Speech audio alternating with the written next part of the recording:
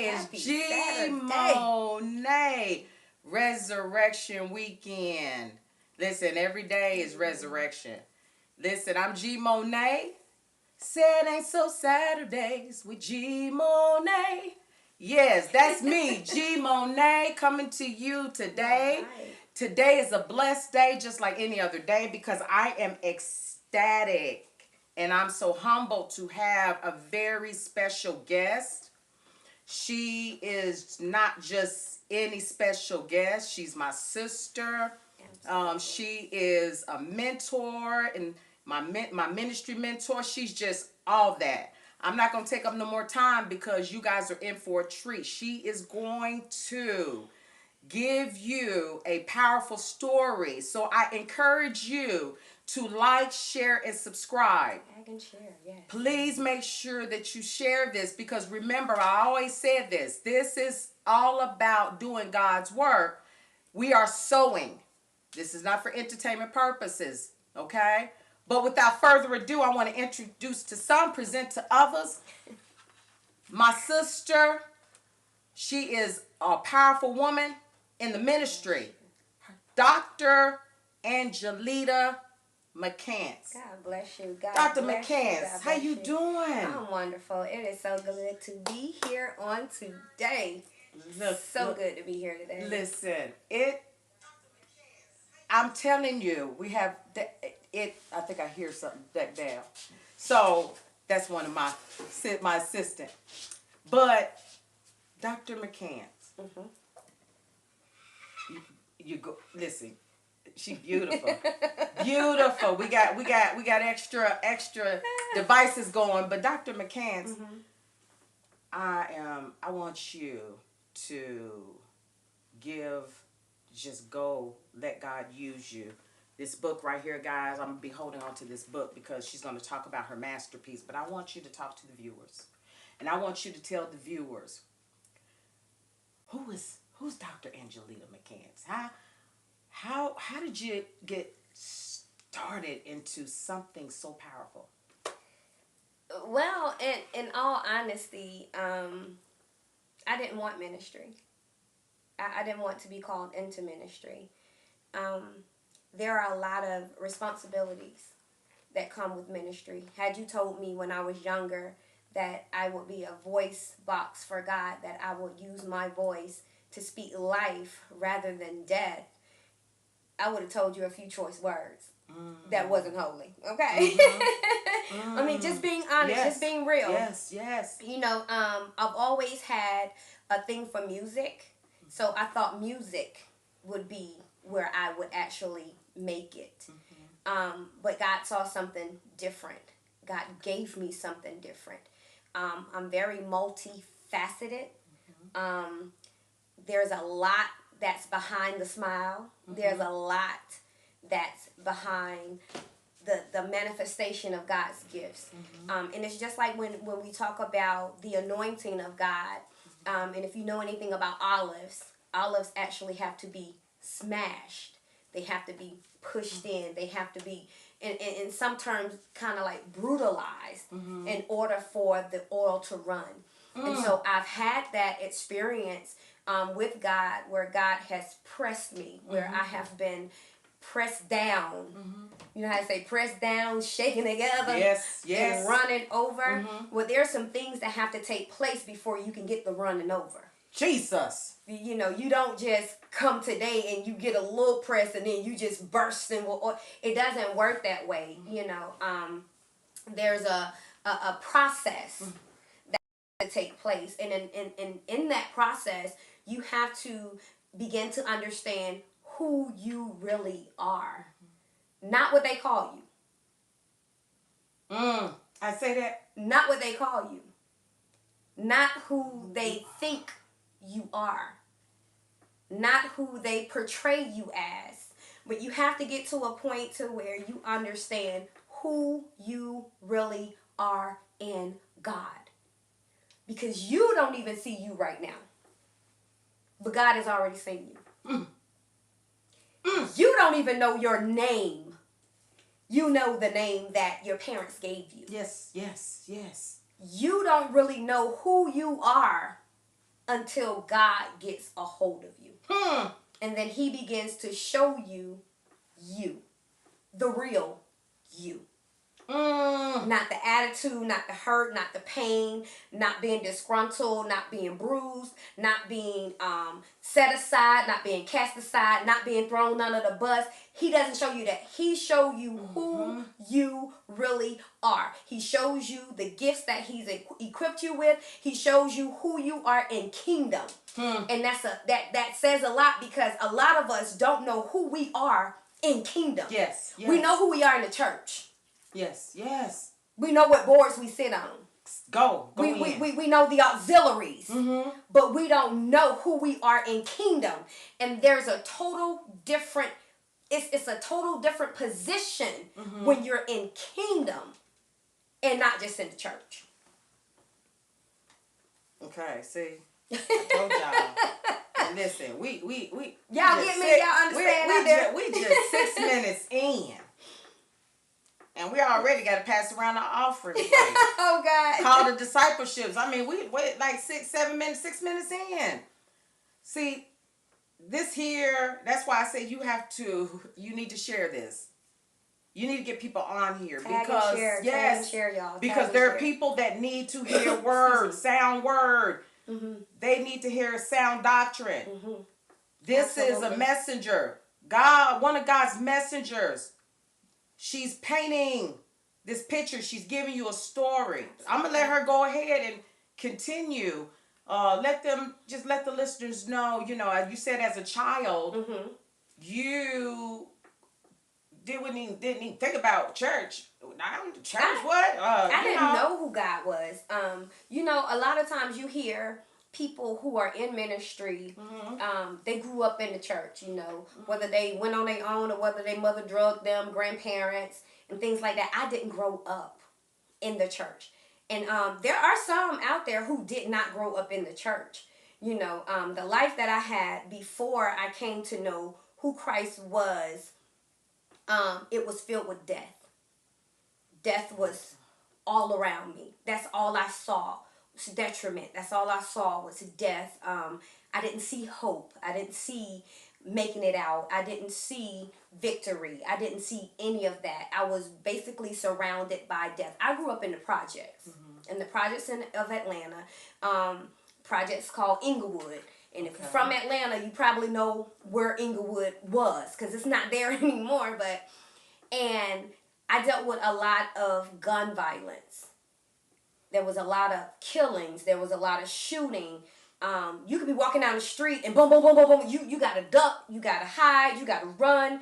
You could be in your house and boom, boom, boom, boom. You just hear it. It was like being in the middle of battle all the time. You hear people that's in the military, when they get deployed out and, they talk about the battlefield and things like that. And it was like a battlefield.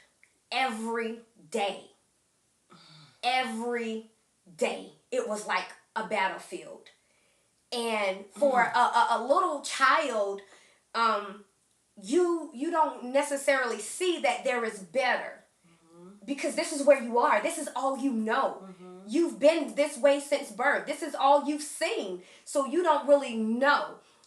There would be women in the projects that will take us to a church service every now and then. CME, Christmas, Mother's Day, Easter. They'll try to round up some kids and take them to the church or whatever. But I didn't care about that. I was just going for the peppermint. Y'all know what I'm talking about. Don't act. I'm just going for the candy. Because as a child, that's all you know. That's it. Don't understand, especially the preaching. You didn't understand that. You thought it was funny. They doing all that. You think it's funny. Yeah. It's okay, y'all. Laughing at face value. Y'all can laugh. It's all right. But that was all I knew. I didn't know who God really was. At that time, I didn't know him. And in all honesty, I didn't want to know him. I didn't. Because my life was basically survival. Survive. Jesus. Survive. Survive. Even as a child, survive. You know, yes, my mother, she worked, of course. She was a single parent. So me and my siblings, we had to lean on each other. And it was survive. You know, every day when you are used to the shootings, when you're used to fire in the hole, when you're used to the SWAT team, when you're used to you know, the people that the drug tactic units jumping out of helicopters and slamming people to the pavement. When you're used to that, it's just a regular old day in the hood. This is what we do. Jesus. It's all we know. What you mean? It's another place. What you mean? People can really sleep in peace. What do you mean? I don't have to worry about nobody being shot. So you experienced trauma because you mentioned you. I want you to tell the listeners the trauma that you experienced during that time. Like I said before, death was all around me. That's all I saw was death. It was nothing but death. If it wasn't somebody close to me, it's like, you know, so-and-so, you know, they shot him, you know, he died last night. What? You know, it was really, when you hear people say, here today, gone tomorrow, it was literal. Literal. Like, I could be sitting here with you right now, and by this time tomorrow, one of us gone. One of us is dead. One of us is in the morgue. One of our parents is crying. And I was 12 years old. I talk about it in my book. I was 12 years old, and I lost a friend of mine. We called him Moonbeam. And I literally saw his life get taken from him. Literally. In the window, he's walking. He's going to take a game to a friend that lives over in the next complex, but it was like a street, and then it's like the end of our complex was here, and then their complex was like across the street. Okay. So that's how close it was. And you could hear them talking to him, the two guys that murdered him. You could hear them talking. He's like, no, man, this Moonbeam, you know, like, this is me. You know, I'm not who you think I am. Mistaken identity, right? And so they have a few words, and next thing I know, I see him try to run, and they shoot him in the back. And then my cousin, I have a cousin who's sitting outside on a little, you know how they have this little raised sewer, raised up from the ground? So he's sitting on that, and he's like looking, you know, because he knows the people too. He knows the two guys too. And so they get a glimpse of my cousin, and they go, who is that? But, you know, in the projects, they were like, who that? Who that?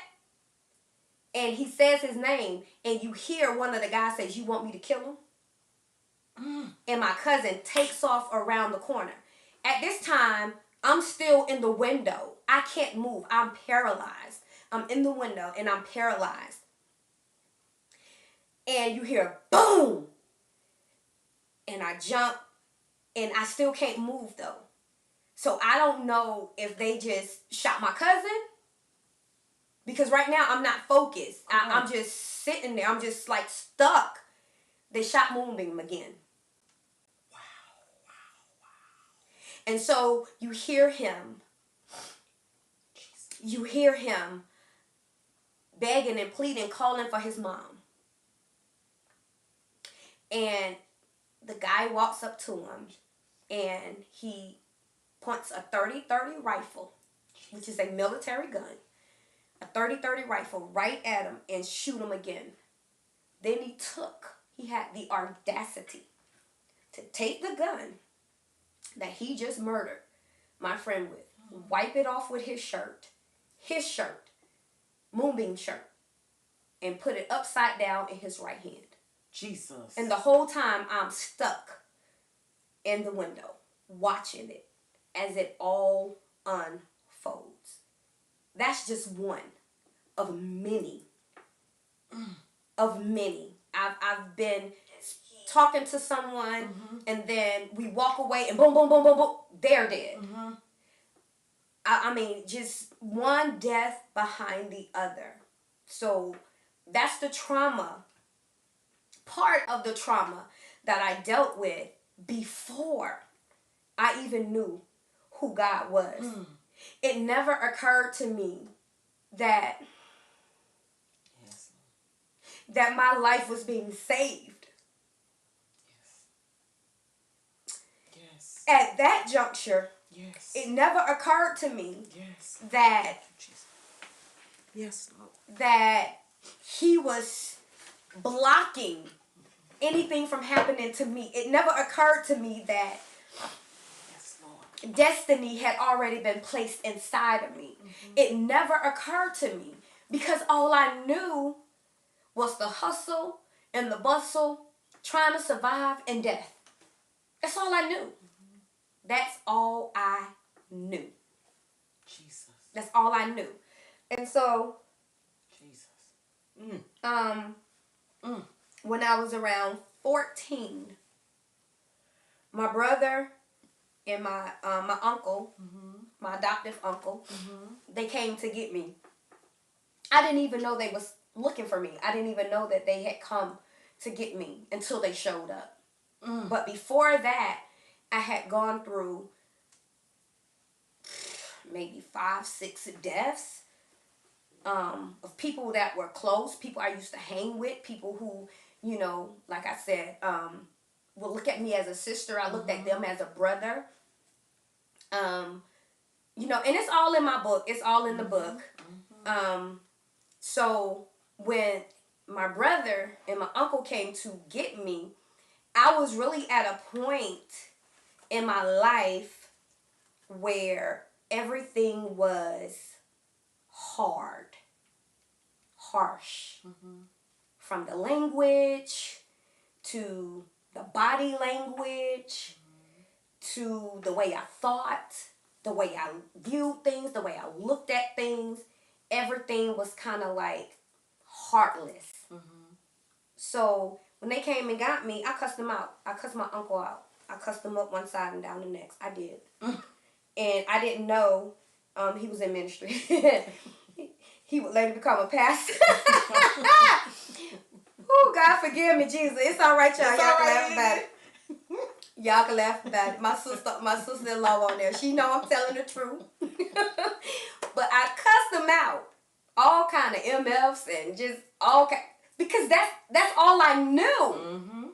But again, that was when I was without God. Yes. That was when I was without God. I didn't know him. I didn't have a relationship with him. I wasn't studying him. I mean, I'm just being real. I wasn't studying him. God who? Yes. Jesus yes. what? Authenticity. I love it. Who is that? Who that be, Hoppo? You know what I'm saying? So, you know, as I began this new journey, I moved from the projects and he took me to Chamblee. Okay. Chamblee, Georgia. Okay, now, when you've grown up in projects, Chamblee. Another world. It's like, Y'all see the mask? Wow. Y'all see the mask? You done moved me out here with all these white folk. That's what I said. Hey, you done moved me out here with all these proper white folk. I know. Lord. I'm just being honest. Oh, I'm just being honest. How you gonna? I don't want to be here. I didn't want to be there. Because again, I was used to the trauma. I was used to the shootings. I was used to the killings. You know. But I did not know the God, our God, the only wise God, was still working behind the scenes in my life. I didn't even know. Didn't have a clue. And then my mama Chris. Yes. We had it out. We had it out. My first night. We had it out. Really? Yes. Remember, my mouth was. Yeah, so you were. Yeah. You know, She was like, well, we going to church. Ain't nobody going to church. Don't do no church. Who going to church? You ain't nobody going to church up in here. And she's like, oh, okay. That's in the book too, y'all. Y'all gonna have to get this book. I'm telling you, y'all have to get this book. Targeted her book. And she politely said, listen, I won't use nobody being polite, okay? Politely. Well, if you don't want to go to church, you can sit outside until we come back. Oh. So then, I got another rebuttal. Because I ain't finna sit out no side. No, we not doing that either. Well, I ain't got no clothes to wear. So now here comes another excuse. I ain't got no clothes to wear. I got a closet full of clothes. That can fit you. And if not, we can go and get some clothes. Don't nobody want them old lady clothes. Don't nobody want them old lady clothes. I know she's like, I want to beat her from one end to the yes. other. And she would have been well within her rights. Okay? She would have been well within her right. Seriously. Right? But that was a battle I could not win. I was not going to win that battle. Yes. So now, here I am, lip poked out, in church, clothes on I don't like, I don't want them. Because remember, I grew up in the projects.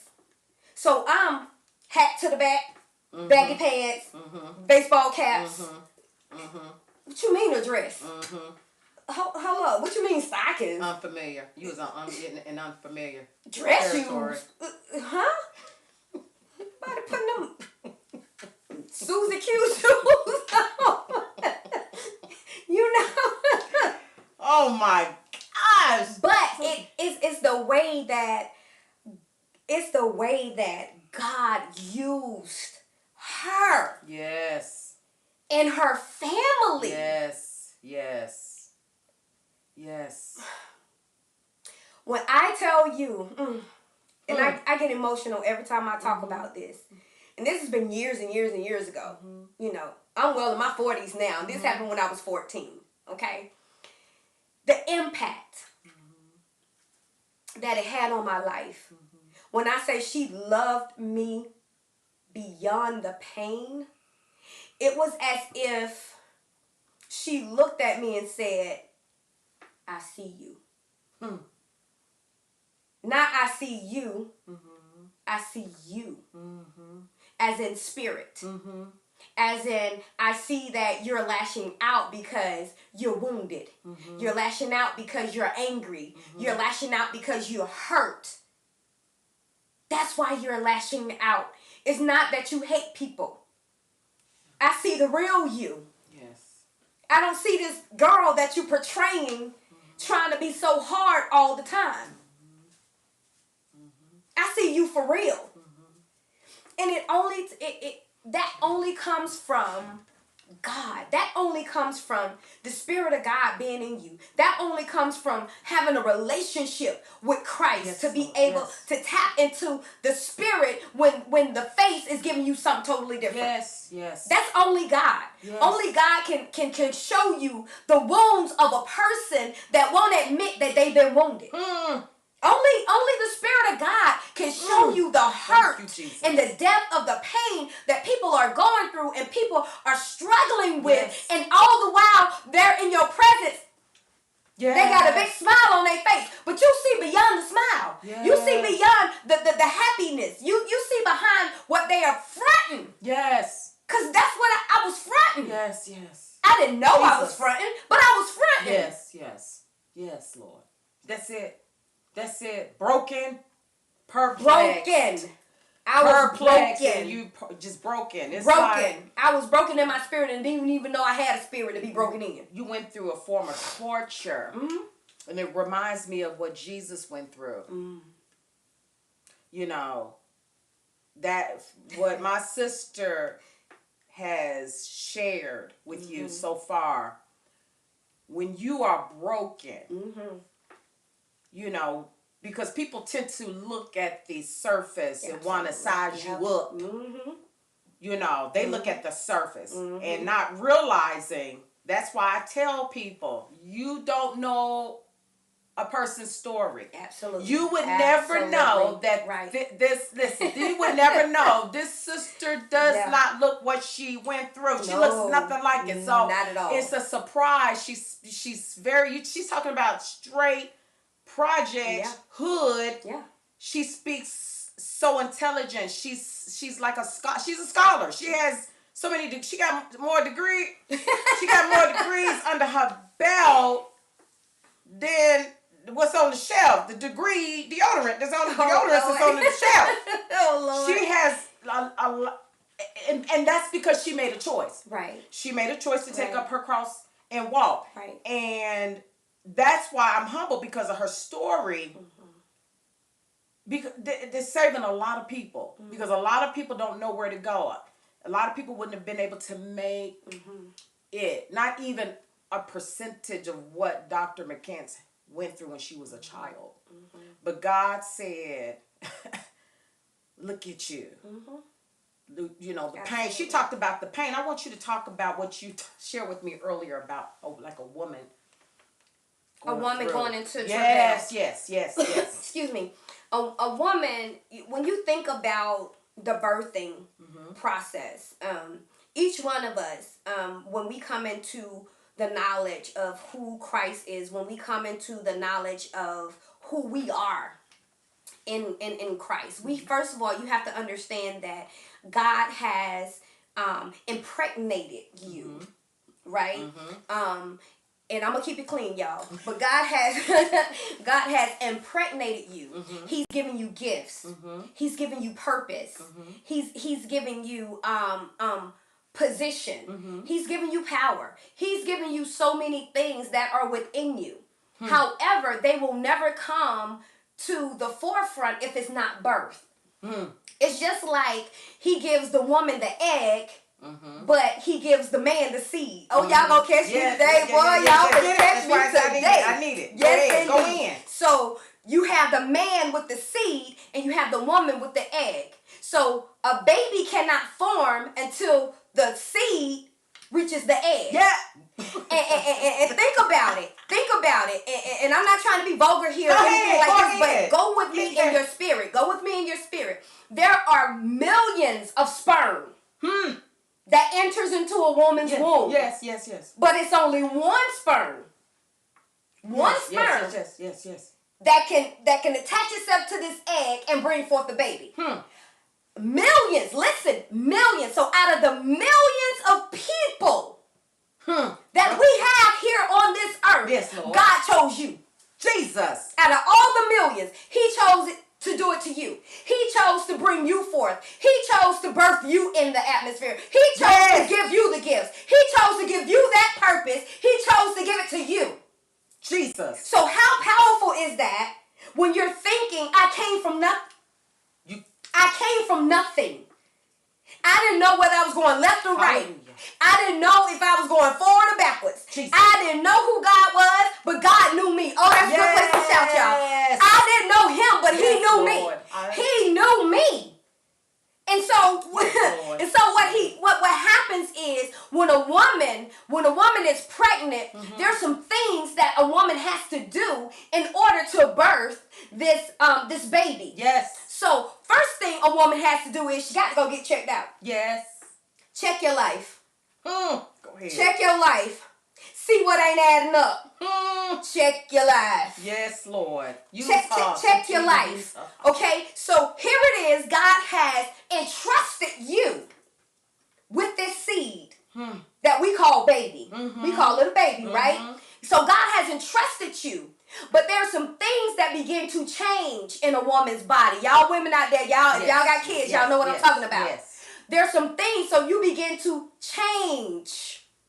And so as you come into the knowledge of who God is, you begin to change. Yes. Rich. Your whole countenance begins to change. So it went from, I can speak about me, it went from me being this vulgar little girl, it went from me being this person who was hurt and wounded, to it got to a point where I would beat them to the church. Oh, watch out now. I would beat them to the church.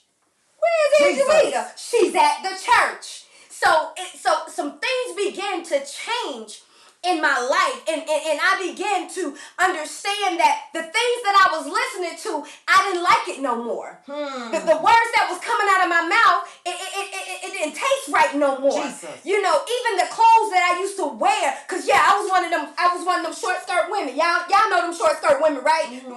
Skirt way up here, you bend over, you see the whole world. Yeah, I was one of them. I was one of them. I was. Let's just be real.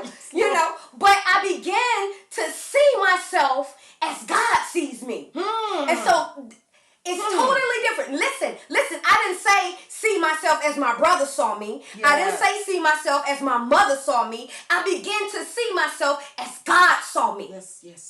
And so here we go back to this woman in travail. We go back to a pregnant woman. So she goes to the doctor, right? And then the doctor gives her vitamins and says, you need to take these vitamins because when you're pregnant, the baby takes everything. Yeah. The baby takes what it needs. Yes. If you ain't got enough, oh well. Yes. The baby gonna get what he or she needs. Yes. So you are left depleted.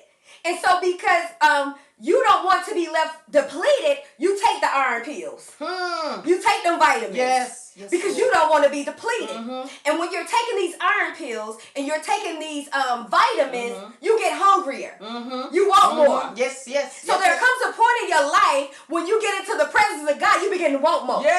Because you're getting them vitamins. Yes. You're getting them iron pills. Yes. And he's changing your very anatomy. Yes. He's changing the very thing about you. So what he's doing is he's doing some interior decorating at that time. So what he's doing is he's taking down those old shutters. Yes. He's taking down those old blinds. Yes. He said that ain't gonna work in this room right here. I gotta beautify it. Yes. So this room is your body. So he said, I gotta beautify you.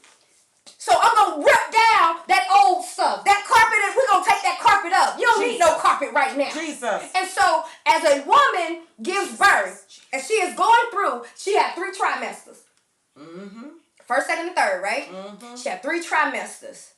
So what happens in the first trimester doesn't happen. This is good, y'all. It doesn't happen in the second trimester.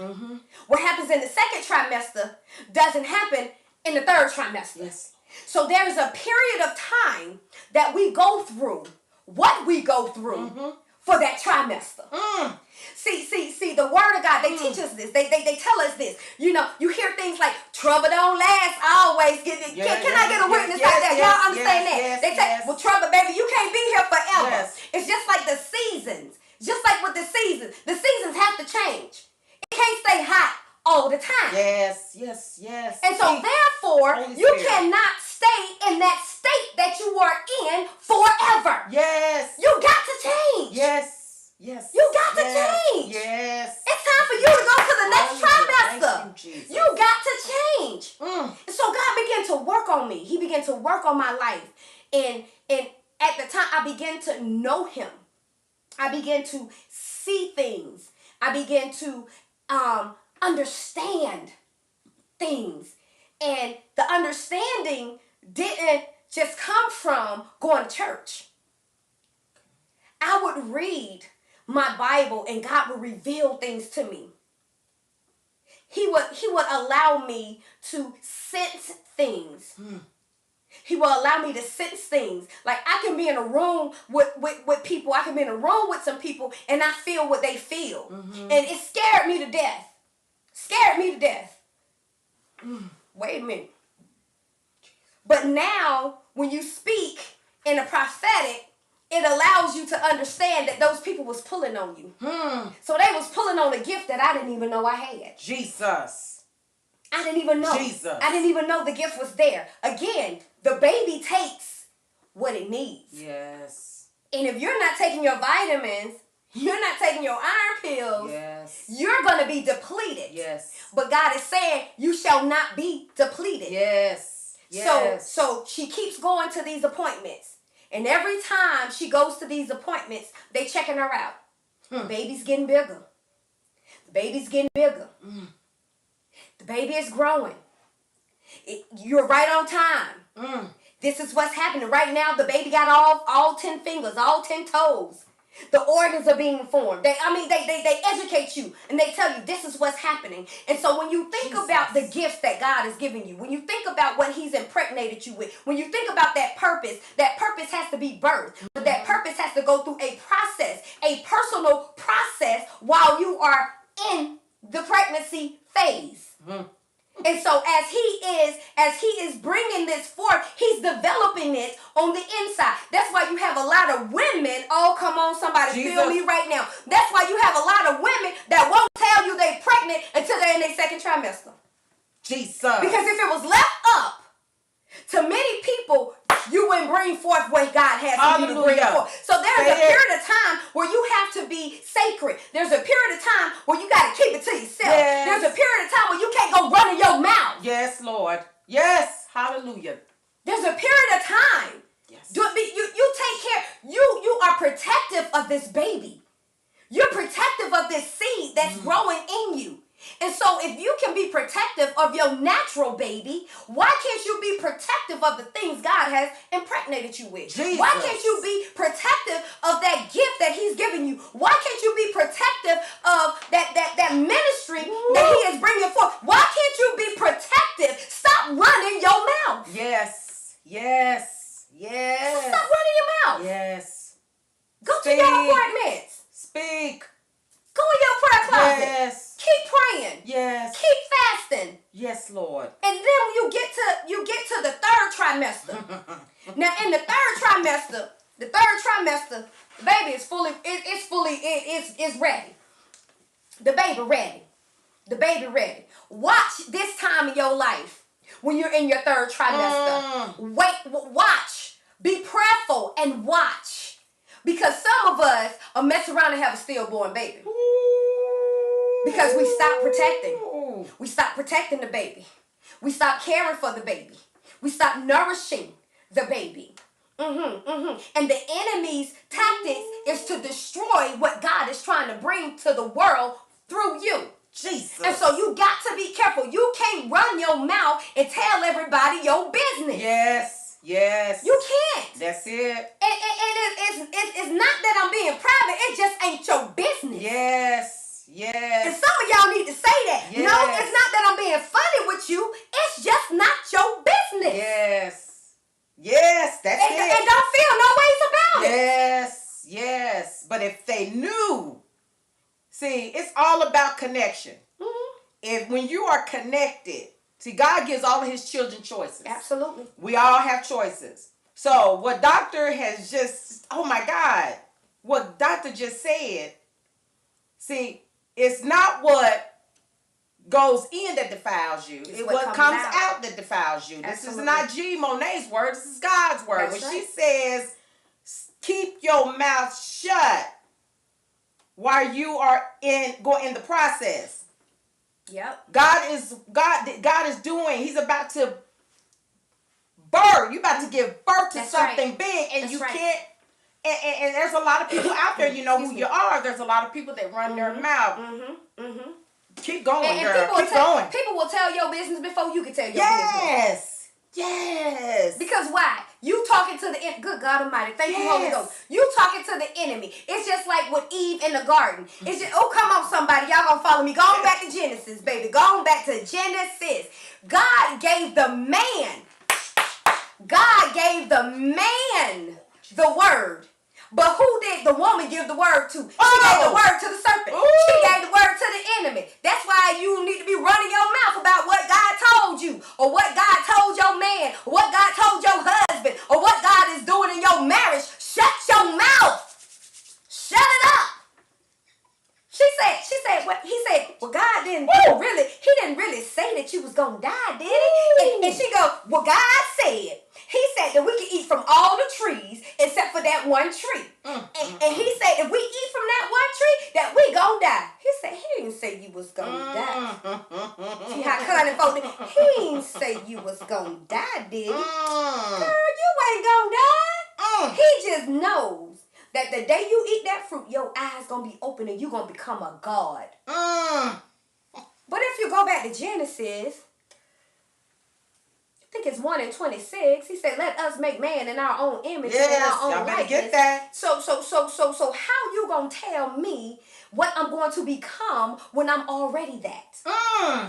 How you gonna tell me what my purpose is when God already told me what my purpose is? How is it that you gonna tell me what I'm gonna birth, but God has already showed me what he's birthing through me? Jesus. See, that's how the enemy gets us. We want the okay from everybody but God. Yes. We want man to sit up here and check off the box for us. Yes. We want man to say, yes, you are approved. But God has already said you approved. He already said it's yours. Yes, Lord. He already said you powerful. He already said it belongs to you. He already said that house is yours. Come on, somebody. Yes. He already said it. Yes. So how is it? It's just like when Satan took Jesus up to the mount. He said, I will give you all these kingdoms. If you just bow down and worship me. Just bow down and worship me. Jesus said, first of all, I'm going to put it in layman's terms for y'all who Go there. King James Version, who don't speak in KJV. Let me put it in layman's terms. Basically, Jesus was like, you must be stupid. You stuck on stupid. Do you actually think I'm going to bow down to you? I should only serve God.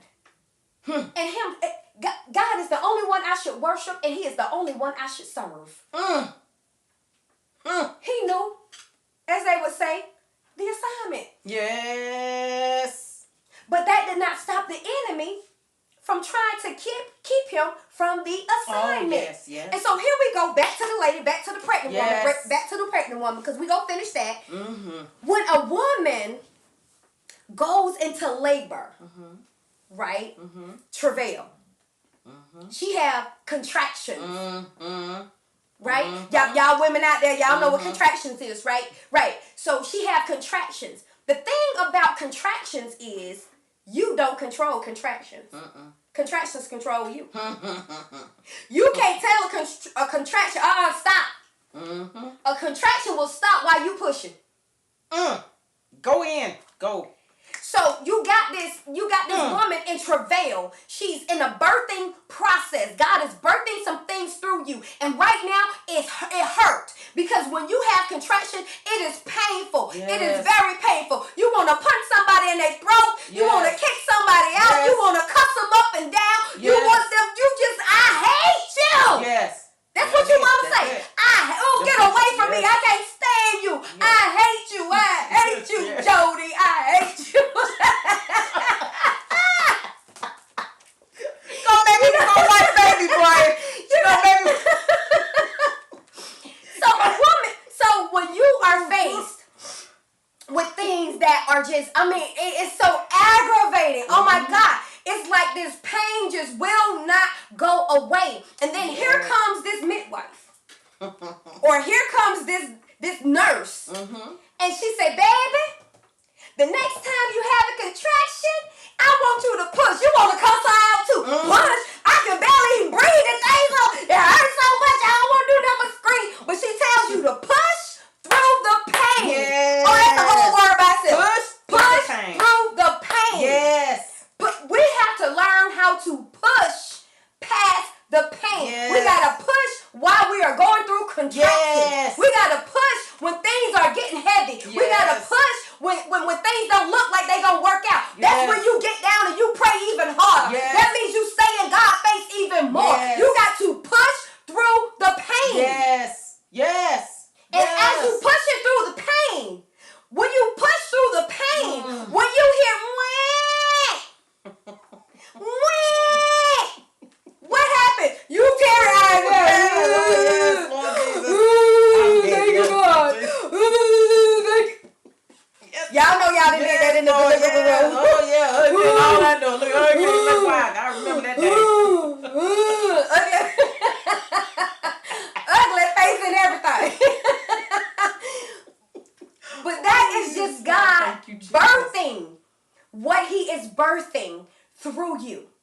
Yes, there are going to be some pain. There's going to be some times that you're going to be uncomfortable. But let me assure you, if you could just push, if you and they tell you bear down. They said bear down and grunt if you got to. That's right. Act like you're going to the bathroom if you have yes. to. You know, I need you to push. I need you to push with all your might. I need you to push this baby out. Rich. And once you push that baby out, there is nothing else in this world that matters to you. Yes. At that moment, you don't care what the baby daddy at. You don't care what your husband at. You don't care who in the room. You don't care. And so likewise, when God is birthing your purpose through you, you need to be so focused on what God is birthing through you that you take care of that. Because God has entrusted you to that purpose. He's entrusted you to the people that he is sending your way. He's entrusted you with that. Yes. And that's not something that you should take lightly. Yes. Yes. Thank you. You are called to a specific people. Everybody ain't called to the whole world. Because if you could do it by yourself, Jesus wouldn't have came. Oh, Jesus. Say that again. Say that again. You are called to a specific people. Say that. Ooh, yes, Lord. God ordained you for a specific people. That's why sometimes when you're teaching or sometimes when you're preaching, they don't get it. They weren't called to you. You weren't called to them. Don't get discouraged if they don't give you a pat on the back. You stand up straight, flat-footed, and you preach and teach the unadulterated gospel. That's what you do. You walk on God. You walk in God's words. So what? They don't like the lifestyle you live. So what? They ain't got no heaven to put you in, and they sure enough ain't got no hell to snatch you out of. I told you this. You got to do it God's way. Power puncher. Power puncher. I'm telling you, she make me want to get up and do the running man right now. Y'all know what the running man. Listen, I look like Medea. I told it. He said I told it. Oh no, this well, I turned and said I done told it. I told y'all that this is a powerful. This anointed. Look, she was a kid raised in the project. Yeah. Defiant. Very. I'm not like she was heartless. That's what she raised up as. And look at how God transformed her life. She's a whole new creature. God, she's a whole new being. Absolutely. She's not the old, beautiful Bridget Denise. Nowhere near it. She's not that. Yeah. That's why I tell people, you don't, when you give your story, lives are transformed by your story. And girl, we are how much? I'm telling you, when you're having a great time, and when you're, I'm talking about, yes, this is a great session we're having. Time goes by so fast. Yeah, it does. It does. Doctor, this book here, Targeted. Yes. I started to read it, and it got to the point I said, "Oh my God, godly boy, let's put this book down." Ooh, Lord Jesus. This here, guys, you need to get this book, Targeted. Amazon. Yep, it's on Amazon. It's on Amazon. Get the book. You can also get it on Walmart's website too. It's get in Walmart. Walmart. Get Targeted. Guys, talk to them about the importance of sewing, doctor. Please. Please explain to them what sewing is, please. Sewing is taking what God has blessed you with and pouring it into someone else. Okay, so when you have a seed, when you plant a seed, because sowing is considered to be seeds, right? So when you plant a seed, the first thing that seed does is it dies in the ground. Okay, and that's a whole nother message in itself. It dies in the ground. And as it dies in the ground, when you begin to nurture the seed, nurture the soil that the seed is in, it begins to flourish. So it begins to bring forth whatever the seed was planted for. So listen to me carefully. Listen to me carefully. The Word of God says, if you sow sparingly, you will reap sparingly. But if you sow bountifully, then you will reap bountifully. Okay, so whatever a man soweth, that shall he also reap. Listen, your words are seeds. Word of mouth, that's seed. Your finances is seed. The way you live is seed. You are helping someone else replenish what's been I don't want to say taken out of them, but what they've given out. And so seed comes for harvest time, right? So if you haven't sown any seed, then you're not going to reap a harvest. So you have to sow good seed on good soil. Yes. Because every seed takes root and bring forth what it's meant to bring forth. So meaning, if you sow discord, you're going to reap discord. You don't plant an apple tree and expect oranges. You don't do that. It will never work. It's not meant to bring forth oranges. It's meant to bring forth apples. Yes. And so you have to sow into good soil. Now, when you're sowing into the lives of God's people, the same grace that is on their life can be transferred to your life. Yes. Oh, y'all gonna catch me later. Y'all gonna catch me later. That's it. The same grace. So I hear right now in the spirit, I hear someone saying, well, how did you become so powerful? Be careful what you are asking for. Because a lot of times people want the crown, but they don't want the cross. They want the oil, but they don't want the crushing. There is no oil without the crushing. There is no oil without the crushing. There has to be a crushing in order for the oil to flow. And that's one thing you want to get into the vein of God. Yes. You want to get into the vein of God. Listen, if I cut you right now, I can cut the top part of your skin, right? If I go a little bit more, they call that the meat, right? So she done cut me to the meat. Oh, now I need some stitches, right? But if I cut your vein, what happens if your vein get cut? You die. Yes. You die. Yes. Why do you die if your vein is cut? Because that's where the blood flow is. It flows through the vein. So you need to get into the vein of God. Ooh, I'm helping somebody right now. I feel it. I feel you pulling on me. Yes. I feel you pulling on me. Y'all. You want to get into the vein of God because there's an everlasting flow of his blood. And you want his blood to cover every part of your life. That means your children. That means your marriage. That means your finances. That means your decision. That means the way you think. That means the way you speak. That means the way you handle people. You want God to cover every aspect of your life. And so when you begin to sow seeds, God will tell you where to sow so that you're sowing on good soil and you will reap the harvest. That's it. You will reap the harvest. It comes. It comes.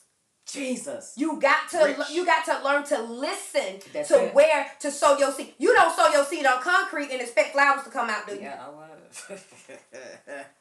Let me know how that works. Wasn't expecting that. It's like, let me know how that works. Look, if they ask that question, right? And another thing too, the thing is, you hear people say this all the time, as well in the church. You can't beat God's giving. It's not just a cliche because even in the Word of God, it also says He gives seed to the sower. Yes. So as long as you sowing, you got seed. Yes. Did y'all catch this? Did you understand that? Yes. As long as you sowing, you got seed. Yes. That's what His Word says.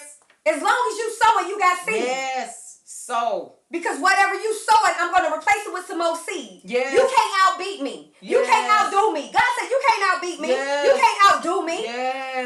Yes. We serve a jealous God. And the thing is, when you're sowing seed, you may not reap the harvest this year. It may be 5 years down the road. Yes. You done sowed seed, let's say, into a ministry. And all of a sudden, this ministry just out of nowhere just blesses you. Or you find yourself in a situation and you sowed this seed. And because you sowed the seed, the way you sowed the seed, the same grace. The same grace. The same grace that was on the same grace, be it unto you. God is a healer. Yes. See, you looking for it to come in a check, but God said, I'm going to heal your body. Yes. You looking for it to come in the mail, but God said, I need you to go down there to that grocery store. I know you ain't got no money. Go and pick up what you going to pick up. Go to get them groceries. He got somebody waiting to pay for your groceries. He gives seed to the sower. Does. Oh my God. I have been young, Doctor. and now I'm old, but never have I seen the righteous forsaken, nor his seed begging bread. I love you, girl. God bless you. I love you. Guys, listen. We down. I'm telling you, when like you go, when you go and you hear a good, you hearing a good message, and they come, and you know it's one of God's, because she's one of God's anointed and appointed. And they come and they break ground, and you sitting there like, whoa. And it's like, you want more? You want more? Because, man, I want some. It's like, yeah, what do you like to eat? I like crab leg. Right. So I'm like, I keep like eating crab leg. And I'm like, I got to keep eating it because I want more. Keep putting it in the pan. That's this word that you've given. Amen. I got to bring her back. Because I said I have to bring her back, because there's so much more that Doctor has to share. She just got to share. Doctor, I said this before, I thank God for this platform. I thank God for you taking the time out of your busy schedule. See, she never makes it about her. Dr. McCants never makes it about her. She does God's business. She does his business. She's like, listen, whatever I can do, she's always been this way. Whatever I can do to help in your ministry or whatever I can do, she did it. When I called her and asked her, can you be on the show? She said, sure, when? When you want me on the show? I said, I'm sitting there fumbling in the calendar. I'm sitting there like this, and I'm shaking. I'm like, okay. And she said, I'll be there. Hurry up and send me a pic. Send me the pic so I can add it on the banner. Guys, listen, Dr. Angelita McCants, you can reach out to her. She every Friday night, tell them about the Friday night. We got 2 minutes. Okay, every Friday night I do Faith Talk. Okay. Faith Talk on Friday nights at 6:00 p.m. Okay. I do it from my page, from my Facebook page. Okay, good. Okay. So you can find me on Facebook. Okay. At Dr. Angelita McCants, or you can put in Pretty Preacher. Okay. And it should come up as well. You should see my face. Okay. So Friday evening, reach out to her for information. She's on Facebook. She's on Instagram. Reach out to her, Dr. Angelita, like an angel. She's an angel. ITA. Angelita McCants. McCants. Absolutely. Guys, listen, we only got a couple minutes, less than 2 minutes. I'm so humbled. She fed me. God bless you. You fed me, girl. God bless you. Not only did you feed me, yes, and this is but you're obedient. Obedience is better than sacrifice. Absolutely. So because of your obedience, God is pleased. Amen. That's what it's about. And the fact, I thank God for using you, because you break that thing down. You saw how she broke it down? And that's a gift. That you see how she broke that down? She comes hard in the paint. But guys, look, you got a minute left. I'm going to bring Dr. Angelita McCants back. She's a power puncher. I love her dearly. I love you, sister girl. Don't forget about the Friday 6 p.m. show. God bless you. And listen, guys, look, y'all have a wonderful rest of the day. Absolutely. Saturday, Resurrection Weekend, okay? Yes. And I'm G Mone'a, and we're out. Peace. Now that's what I call sowing. Enough of growing. I know you enjoyed yourself. So come back again next week for some more. It ain't so Saturday.